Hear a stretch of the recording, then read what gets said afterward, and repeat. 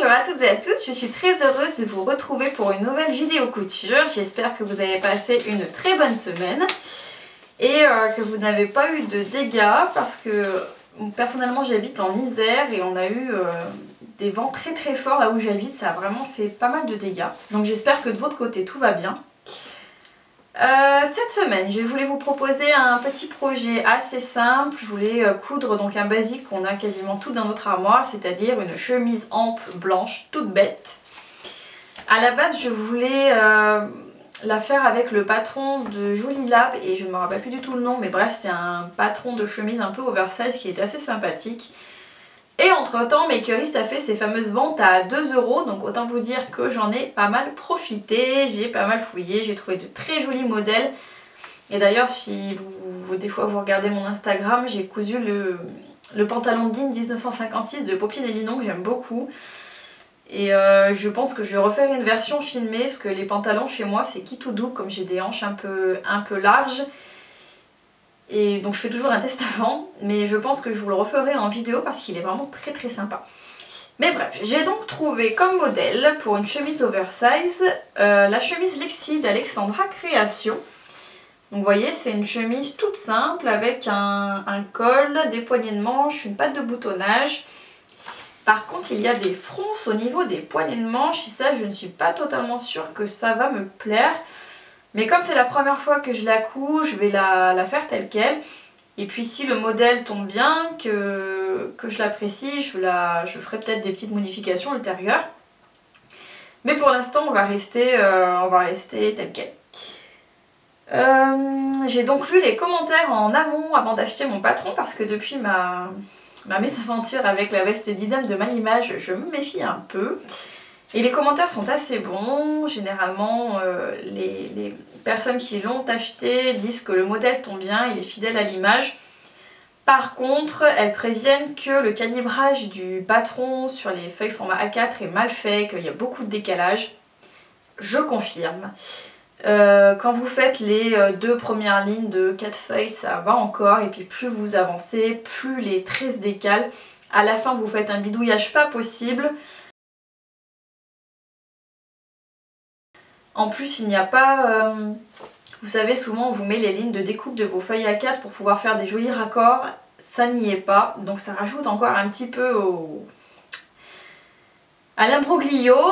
Et en plus, il faut rajouter vous-même vos marges de couture à la découpe. Donc personnellement, je vais faire des marges de 1 cm comme d'habitude, mais vu que j'ai déjà fait du bidouillage au niveau de mes raccords du patron, il faut que je retrace mes marges de couture. J'ai un peu peur que mes pièces elles soient en décalé quand je vais les coudre. Alors quand on a un petit niveau de couture, c'est pas forcément gênant, ça se fait. Mais par contre quand on débute, ça peut vite devenir galère. Donc ça c'est le petit bémol de ce patron. Voilà, donc la chemise elle vous est proposée en 3 versions au niveau des longueurs. Vous avez donc la version chemise, version robe courte ou version robe longue. Elle va de la taille 34 à la taille 46, donc ça c'est pas mal. La créatrice, ça c'est assez sympathique, elle laisse son mail, comme ça si vous avez des questions ou des points que vous ne comprenez pas, vous pouvez la contacter, donc ça j'ai trouvé la démarche plutôt sympa. Les explications du livret, elles sont assez bien faites, vous avez toujours un petit schéma accompagné d'explications écrites. C'est tout à fait abordable pour une personne qui a un niveau débutant. Alors pas quand vous débutez, la chemise c'est pas forcément la pièce la plus simple à coudre, mais quand vous avez déjà quelques modèles derrière vous, ça se fait. Le seul point je pense qu'il faut aller rechercher si vous n'en avez jamais cousu, c'est pour la fente indéchirable. C'est les explications, en tout cas pour la fente indéchirable, le reste ça va, mais la fente indéchirable elles sont pas très claires. Le schéma n'est pas forcément plus parlant, mais ce que je vais faire c'est que je vais vous montrer comment la faire si vous n'en avez jamais fait, c'est toujours utile. Au niveau du métrage de tissu, elle donne le métrage forcément pour la robe longue, il est de 1,70 m. En version chemise, à mon avis, 1 m, 1,20 m ça doit suffire. Donc personnellement je vais la couper en taille 36, je ne sais plus si je l'ai dit. Il faut du thermocollant pour le col, le pied de colle, les poignées de manche et la patte de boutonnage. Et au niveau bouton, il en faut 8. Voilà, je pense qu'on est pas mal pour ce qui est du patron et des fournitures. Je suis désolée, vous entendez toujours le téléphone. Pour le tissu, j'ai donc ce coton qui me vient des coupons de Saint-Pierre, que j'ai en stock pareil comme beaucoup de coupons depuis plusieurs années. En fait, pour la petite histoire, j'ai mon aîné, mon Arthur, qui a 2 ans et demi, et Gabriel qui a 10 mois, donc je les ai eu rapprochés et je n'ai pour ainsi dire pas cousu pendant toute cette période. Là je recommence juste, donc j'avais beaucoup de stock de tissu à coudre. Ça c'est pas plus mal, comme ça au moins je vide un peu tout là en ce moment. Mais bref, à l'époque ça m'avait été vendu comme une popeline je crois, et c'est plus un coton très léger qu'une popeline, hein, très honnêtement. Il est transparent hein, quand même, je sais pas si on voit bien la caméra, mais moi je le vois, on voit ma main dessous. Par contre il est doux, il est très léger, il est très souple. Donc ça fera une chemise vaporeuse assez sympa. Et puis voilà, un petit basique à avoir dans son armoire comme je vous disais. Voilà, je pense que c'est tout ce qu'il y a à dire. Hein. Au niveau des boutons, je vais regarder ce que j'ai dans mon stock, mais je vais rester sur du bouton blanc ou transparent, quelque chose d'assez discret. Voilà, pour avoir une chemise que je peux mettre un peu avec tout, c'est le but. Et puis voilà. Je me pose quand même la question à savoir est-ce que je garde vraiment ce côté flottant, et je ne suis pas sûre que je mettrai du thermocollant au niveau du col et des poignées de manche. Je vais voir en coupant mes pièces, voir ce que ça donne déjà le rendu, si c'est vraiment trop souple ou si ça peut le faire. Et puis bon, faut tester hein. Donc voilà. Comme d'habitude, je vais aller couper mes pièces, les repasser, préformer la patte de boutonnage et les poignées de manche, et puis on se retrouve pour la suite.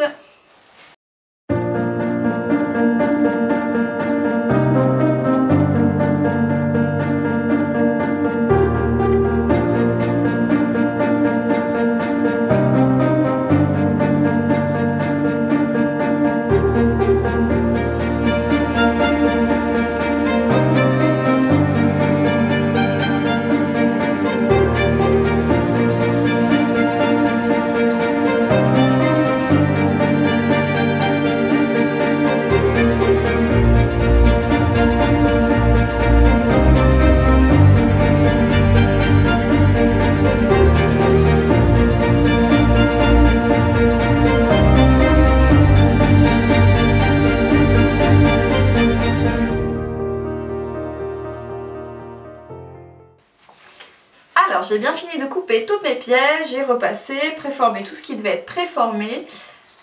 Effectivement je pense que je ne mettrai pas de thermocollant pour mon col et mes poignées de manche pour garder cet effet flottant, vaporeux. Puisque donc après découpe effectivement le coton il est vraiment fin.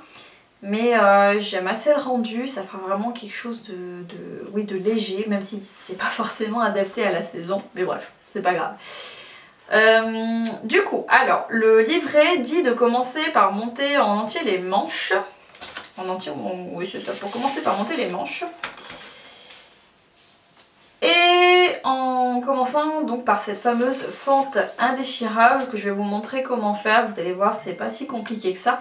Vous devez peut-être entendre mon téléphone, je suis désolée à l'arrière, ça n'arrête pas. Donc il faut commencer par la fameuse fente indéchirable avec une pose de biais pour éviter que ça ne se déchire justement. Ensuite il faut faire les fameuses fronces au bas des manches pour pouvoir raccorder ça à vos poignées de manche. Tac tac. C'est marrant, je suis en train de me dire que... Et puis bah forcément avant de monter votre poignée de manche, fermez la manche en elle-même, sinon ça risque d'être compliqué. Donc on va faire ça, là on va commencer comme elle nous dit, par nos petites manches, et puis après on se retrouve pour un petit point. Alors pour cette fameuse fente indéchirable, vous allez voir ce n'est pas si compliqué que ça. Donc j'ai marqué un repère là où doit se trouver ma fente, vous voyez j'ai fait une petite encoche. Donc il nous faut donc tracer selon les indications du patron une fente de 10 cm, je vais essayer de la faire bien parallèle. J'utilise un stylo friction qui s'efface à la chaleur, donc pas de souci. Voilà, Soit dit en passant, si j'ai découvert ça assez tard, mais si vous n'utilisez pas encore, franchement c'est top. Mais bref. Ensuite, il va vous falloir du biais. Donc soit du biais que vous coupez dans votre tissu, soit un autre biais. Et moi là par exemple, j'ai en stock du biais blanc comme ça en coton, qui ira très bien. Il en faut, comme ma fente fait 10, il m'en faut un peu plus de 20 cm, on va dire 22 cm pour les marges d'erreur. Donc je vais couper 22 cm de biais. J'ai donc coupé ma fente de 10 cm. J'ai mon biais là qui fait à peu près 22 cm. Donc, ce que je vais venir faire d'abord, c'est déjà mettre mon tissu sur l'envers. Et ensuite, je vais prendre mon biais. Je vais commencer au départ par l'aligner avec mon tissu. Donc, vous voyez, ils sont bien alignés. Donc, hop, j'épingle bien. Et en fait, donc ce que vous ferez, c'est forcément piquer dans le sillon de couture de votre biais. Mais votre biais, quand vous allez arriver vers le haut de votre fente, il faut le décaler. Il faut le décaler pour qu'en fait ici, vous n'ayez plus que 1 à 2 mm d'écart entre le bord de votre fente et le sillon de couture de votre biais.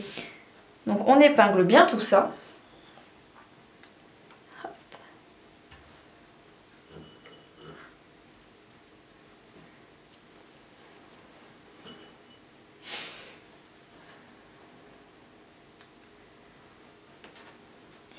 Ensuite, je viens écarter ma fente. Hop là. Et je vais venir, pareil, repositionner du coup mon biais de la même façon sur l'autre côté, hop là, de ma fente. Et les écarts vont donc se faire naturellement puisque vous avez épinglé et qu'on est en dépliant votre fente sur une droite. Donc rebelote. J'épingle bien tout pour maintenir en place. Donc de ce côté-ci, vous ne voyez que votre biais apparent. Voilà, bien épinglé. Et si je retourne, là vous voyez que ça fait un triangle par rapport au biais. Là quand vous arrivez, votre fente elle fait ici un petit triangle. Et en fait, quand vous allez piquer dans le sillon, eh bien, la couture, elle va venir, hop, juste à 1 mm là, au-dessus du haut de votre fente. Et vous redescendez tranquillement. Donc là, c'est ce que je vais faire. Je vais piquer.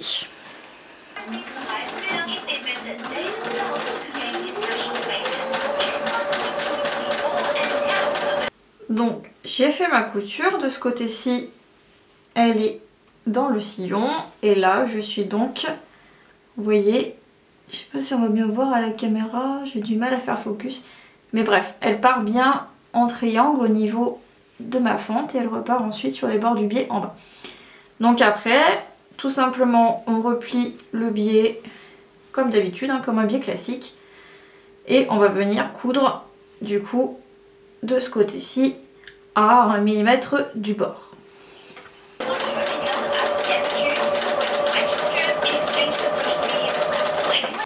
Là, j'ai fait ma couture au plus près du bord, là. Donc maintenant, on va simplement replier endroit contre endroit. Peut-être couper le surplus de biais avant, ça peut être pas mal. Ah, tac. Autant pour moi. Voilà. Donc, je replie, vous voyez, là je suis sur l'endroit. Je replie endroit contre endroit. Et je vais simplement venir ici, là, à la pointe, coudre pour faire... Est-ce qu'on voit bien? Attends, je vais essayer de refaire ma mise au point. Là, voilà, à ce niveau-là, vous allez venir piquer, hop, pour faire comme un petit triangle. Là.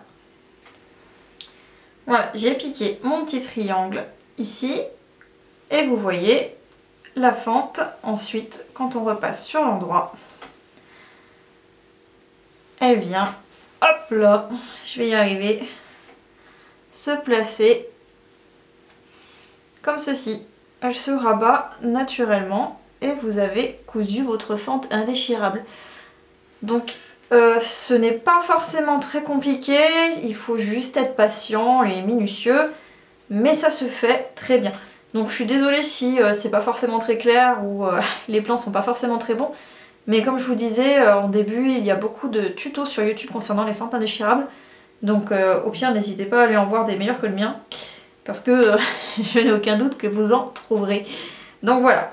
Je fais ma deuxième fente indéchirable et puis après je vais passer à la suite, c'est-à-dire froncer le bas des manches et puis assembler donc endroit contre endroit mes manches et monter les petits poignets.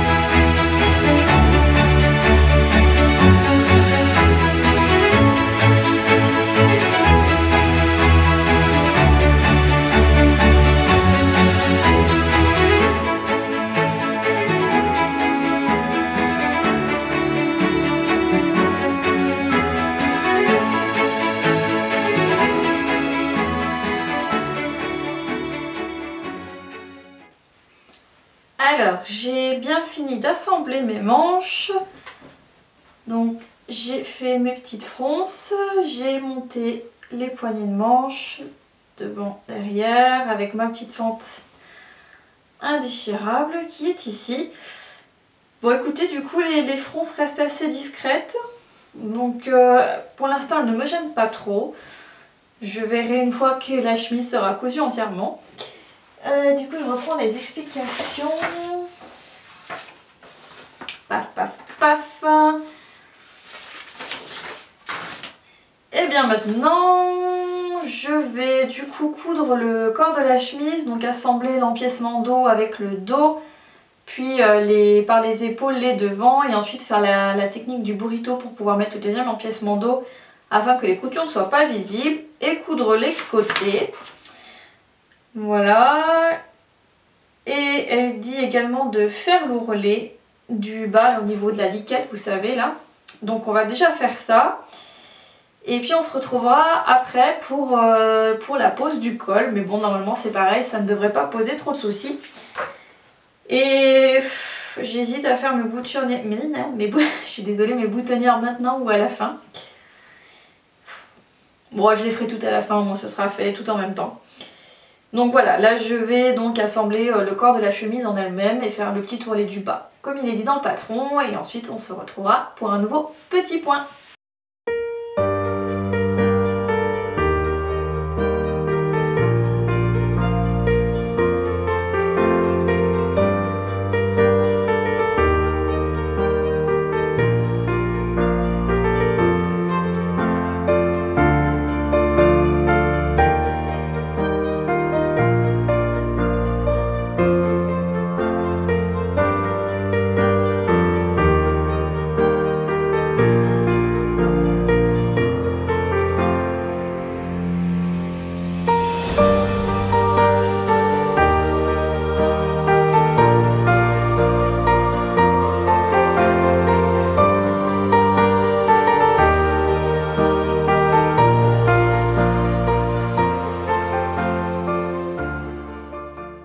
Alors déjà je m'excuse pour la tenue, mais là c'est le soir, la journée avec les petits a été assez longue, je l'avoue, donc je suis en mode relâche. Ne vous étonnez pas, mais bon le sweat vous l'avez déjà vu dans les vidéos normalement. C'est un petit souvenir d'Irlande, donc je l'aime beaucoup, et puis bah voilà, hein, je suis chez moi. Bref, j'ai fini de monter le corps de la chemise. Donc l'empiècement dos avec la méthode burrito qui permet justement d'éviter les coutures apparentes, donc ça c'est une méthode que j'aime beaucoup. Il y a plein de tutos sur internet en fait, au cas où, c'est vrai que je vous l'ai pas montré, mais on trouve plein de tutos, et si jamais vous avez envie de commander le patron, Elle explique assez bien aussi avec les schémas comment faire. J'ai fait une double surpiqûre du coup au niveau des épaules et puis du rattachement de l'empiècement pour que ce soit plus solide. Tac tac. Au niveau des coutures là des côtés, elle fait faire un double rentré, donc de 0,5 pour moi vu que j'ai fait des marges de 1 cm. Ce qui fait que ça fait une jolie finition. Là bon, ça gondole un peu, je la repasserai bien quand ce sera fini. Mais voilà, ça fait une finition très propre à l'intérieur. Après je vous conseille du coup de faire des marges un petit peu plus grandes parce que... Surtout si vous n'avez pas l'habitude de coudre, parce que des doubles rentrées de 0,5 ça peut vite prendre la tête parce qu'il faut être minutieux et puis prendre son temps. Et puis si votre tissu il a tendance, si vous prenez par exemple un tissu synthétique qui marque mal ou autre, ça peut vite devenir galère à la machine parce qu'il va avoir tendance à glisser du coup. Mais bon, bref, voilà. Au niveau ampleur, ah oui, j'ai aussi mis ma poche. Alors j'ai voulu tenter de la mettre plutôt dans le sens de la largeur pour changer. Je ne suis pas certaine du résultat, je verrai en l'enfilant avec la totale ce que ça donne, sinon bah, je l'enlèverai, hein, c'est pas dramatique. Elle est vraiment très ample, je ne m'attendais pas à autant d'ampleur et je ne sais pas si c'est exactement ce que je veux. Pour le savoir, il faudra vraiment que je l'essaye avec une jupe taille haute ou un pantalon taille haute parce que là, comme ça, ouais, me paraît vraiment gigantesque. En la passant par-dessus, là je l'ai passé par-dessus mon sweat et en dessous je porte en plus un t-shirt très large que je mets pour traîner. Voilà, je l'enfile sans problème, donc c'est vous dire que il y a de la place. Donc écoutez, de toute façon je vais finir de la monter et puis je verrai en la stylisant à la fin ce que ça donne. Et au pire des cas, je la porterai je pense en été, juste vous savez par-dessus là pour faire un effet un petit peu loose et puis pour tenir un petit peu chaud parce que concrètement là mon contour est tellement fin que il protégera du soleil mais pas du froid. Mais bref, alors ce qu'il me reste à faire du coup c'est poser mes pattes de boutonnage, mon col, assembler les manches à la chemise et puis faire mes boutonnières et puis voilà, on y est hein, déjà. Donc ça fait du bien, un petit projet comme ça rapide et facile, enfin facile. À part les fontaines déchirables et les petites fonces des poignées de manche, très honnêtement oui c'est un montage assez facile. Donc voilà, écoutez je fais tout ça et puis bah on se retrouve pour le rendu final.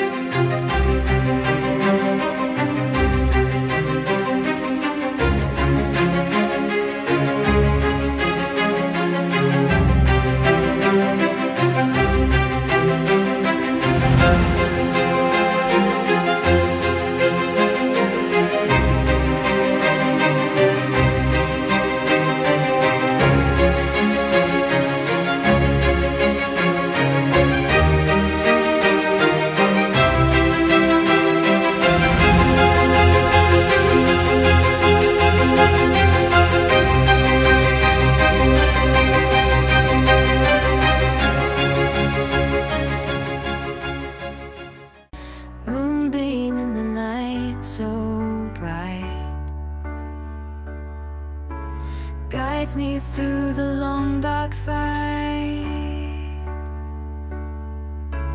Whispers softly, hold on tight. In your light I feel alright.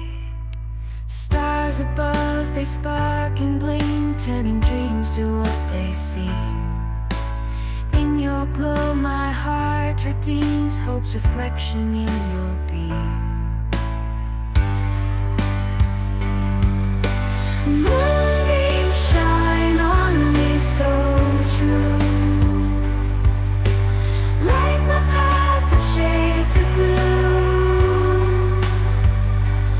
In your glow all fears undo. Nous voilà arrivés au bout de cette chemise Lexi de Alexandra Création. Donc en résumé, je pense que c'est un patron qui s'adresse quand même à quelqu'un qui a un petit niveau intermédiaire en couture. Parce que c'est vrai que je me suis rendu compte avec un peu de recul que autant pour moi les explications paraissaient claires parce que j'ai déjà cousu des chemises, que je ne suis pas débutante. Mais c'est vrai que si vous commencez, il y a certains points qui peuvent être assez succincts et qui peuvent vite vous embrouiller. Mais voilà, après c'est vrai qu'aujourd'hui on a la chance de trouver pas mal d'explications annexes sur YouTube. Vous pouvez également interroger la créatrice par adresse mail si jamais vous avez besoin, donc ça c'est un plus. Le gros bémol du coup du patron, comme je vous disais en début de vidéo, c'est le calibrage au format A4. Pourtant moi l'échantillon de 5,5 était très bon, mais voilà, c'est des petits décalages quand vous montez vos feuilles les unes avec les autres. Et effectivement ça m'a créé, alors au niveau de la chemise en elle-même ça va, en général j'ai pas eu énormément de différence entre mes pièces au niveau centimètre. Mais par contre c'est le souci que j'ai eu, c'est au niveau du raccordement de la manche avec l'emmanchure. Le problème que j'ai eu, c'est que c'est pas la manche qui s'est retrouvée trop large, c'est l'emmanchure en fait. Et étant donné que j'avais déjà retourné les coutures comme c'est indiqué, et que j'avais pas envie de les défaire, qu'en plus c'est dessous et que la chemise est ample et que c'est caché, bah du coup j'ai fait des espèces de petites pinces dessous, pas très esthétiques, mais bon. On ne les voit pas forcément, mais voilà, ça c'est le gros bémol du patron. Sinon le modèle en lui-même est sympa, c'est pas exactement ce que je recherchais effectivement, j'aurais voulu quelque chose d'un peu plus ajusté et là surtout au niveau des emmanchures c'est vrai qu'elles sont très larges, donc je pense que oui je rachèterai le patron de la chemise Camille de Jolie Lab. Pareil là elle est en coton très léger donc ça me permet de la rentrer dans mon pantalon là qui accessoirement est le pantalon DIN 1956 de Pompinelli non, mais qui n'a pas résisté à l'épreuve du sèche-linge, donc il ne rend pas du tout pareil que ce qu'il était au départ. Et notamment au niveau longueur, il a bien rétréci. Mais bon, tant pis. Mais bref, je pense qu'avec un tissu plus épais que là, mon coton très léger, quand vous voulez le rentrer dans une jupe ou un pantalon taille haute, ça va vite faire... on va vite voir le tissu dedans en fait, ça va vite faire des bourrages dans votre pantalon ou votre jupe. Et voilà, c'est plutôt un modèle pour moi qui a porté par-dessus quelque chose, ou alors vraiment en version robe comme elle le propose, ça peut être très sympa, mais pas forcément une chemise à rentrer dans un vêtement. Mais voilà, après les fronces finalement ne me gênent pas tant que ça, là au niveau des manches, elles restent assez discrètes. J'ai gardé du coup le col sans thermocollant, et ça garde l'effet un petit peu flottant, un petit peu voilà, léger de la chemise, donc pareil... pas gênant, les finitions sont assez jolies, je pense que ça mériterait peut-être de faire des coutures anglaises au niveau des manches pour que ce soit encore plus propre. Parce que c'est vrai que le corps de la chemise en lui-même, il n'y a aucune couture qui dépasse, enfin, c'est vraiment chouette. Et puis après les manches, bah, c'est juste, donc pour moi, surfiler ou surjeter si vous avez une surjeteuse. La petite fente elle est là du coup avec mon poignet de manche. Et puis bah voilà, donc en soi c'est un patron qui est quand même relativement sympa. Si c'est vraiment le style de chemise que vous cherchez, très oversize, allez-y. Si vous avez monté des chemises en plus, elle se fait assez rapidement. Si vous débutez, il faudra peut-être chercher un petit peu effectivement sur YouTube des explications annexes. Mais bon, un bon patron que j'ai pris plaisir à faire, que je remettrai quand même, malgré tout. Et puis voilà. Donc j'espère que cette vidéo vous aura plu, vous n'hésitez pas à me laisser des commentaires pour me dire ce qui vous a plu ou si vous avez des questions, je réponds avec plaisir. Et puis je vous souhaite une très bonne fin de semaine à tous.